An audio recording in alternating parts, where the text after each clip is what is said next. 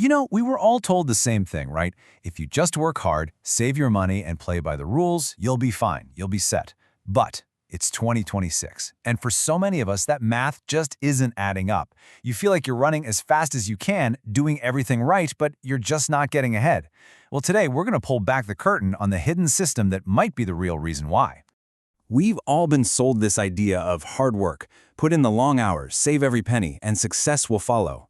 But take a look at this. On one side of the scale, you've got all that pure effort.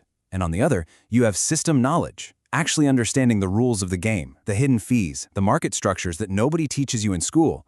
And what you'll find almost every time is that knowing the system, it just weighs more than sheer hard work alone.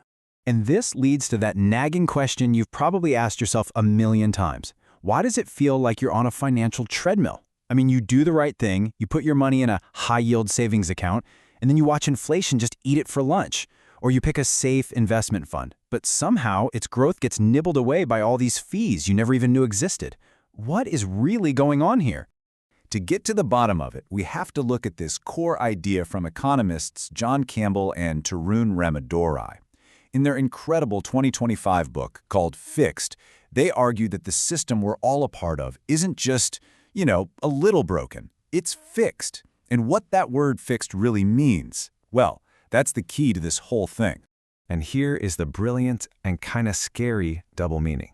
When we say the financial system is fixed, it means two things at once. First, yeah, it's broken. It's not working properly for most people. But the really important one is the second meaning. It's fixed, as in predetermined. It's rigged to guarantee a certain outcome. Think about it like a casino. The game is set up so that the house always has the edge. So how do they maintain this fix? Well, according to Campbell and Ramadorai, the industry doesn't actually want you to be financially illiterate. No, they want you just smart enough to fill out the forms and sign on the dotted line, but too confused and overwhelmed to notice what they call the complexity tax. That's the hidden price you pay for not understanding the fine print. And this leads us to maybe the most shocking idea in the entire book. The financial system is literally built on something called a cross-subsidy. Now, in simple terms, this means that the honest financial mistakes that everyday people make are actively used to pay for the perks and benefits of the wealthy. It's wild. Let's follow the money. So where does the cash for this subsidy even come from? Well, it's funded by really common things. It's the 24% interest people pay on credit card balances. It's those painful accidental bank overdraft fees. It's all the extra money paid by so-called loyal customers who just don't shop around for better rates on their mortgage or their insurance. Every one of these little mistakes is feeding a much bigger machine. And who gets the benefit? Well, that money is what funds those amazing no-fee credit cards with massive travel rewards, the ones that financially savvy people use and then pay off in full every single month. It funds the free checking accounts that only work because they can collect overdraft fees from other customers. And it pays for the fancy, private, white-glove banking services that are reserved for the top 1%. This chart just makes it crystal clear how that wealth transfer actually works. Over on the left, you've got a regular customer carrying a credit card balance. That interest they pay, it directly funds the no-fee rewards card for the sophisticated customer on the right. Those overdraft fees, they're paying for someone else's free checking. It's a direct transfer of wealth hiding in plain sight. And this brings us to a really crucial, kind of tough point. When your bank sends you that letter thanking you for your years of loyalty, what they're often really thanking you for is not paying attention and not looking for a better deal. Because in this system, staying put costs you money. Loyalty is just another word for victim. Okay, so if the cross-subsidy is what's happening, the next question is how? How do they get away with it? Well, the main tool, as the book Fixed explains, is complexity.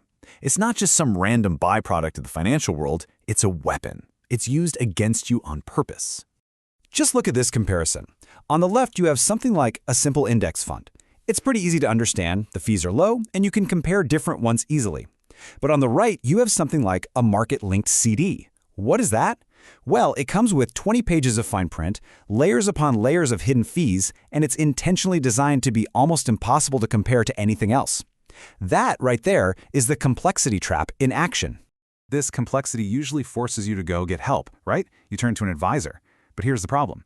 Many of them have a huge conflict of interest. As the book points out, their incentive isn't always to make you the most money.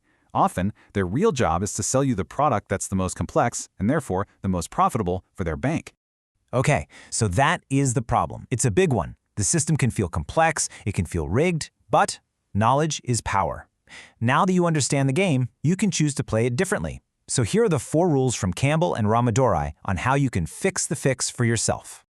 And these rules are powerful because they are so straightforward. Rule 1, keep it simple. Seriously, if you can't explain an investment to a 10-year-old, just don't buy it, walk away.